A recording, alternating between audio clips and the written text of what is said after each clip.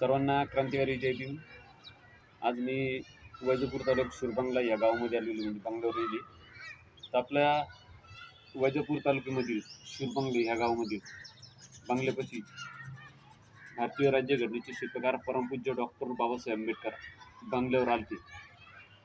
तर ते बघण्यासाठी मी बाबुळगाव बुद्रुक ह्या गावामधून शूरबंगल्यावर आलो. तर डॉक्टर बाबासाहेब आंबेडकर या ठिकाणी ते बंगल्यावरती या ठिकाणी 1 ते 2 दिवस राहिले.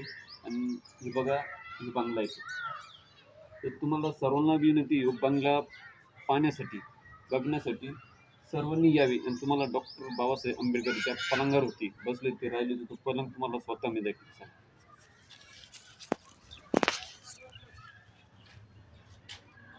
हे बघा, इथे डॉक्टर बाबासाहेब आंबेडकरांचा जो पलंग, इथे डॉक्टर बाबासाहेब आंबेडकर राहिले होते. आता ते सध्याला लॉक आहे, त्याच्यामुळे आपल्याला जाता येणार नाही. मधलं दाखवलं असतं तुम्हाला.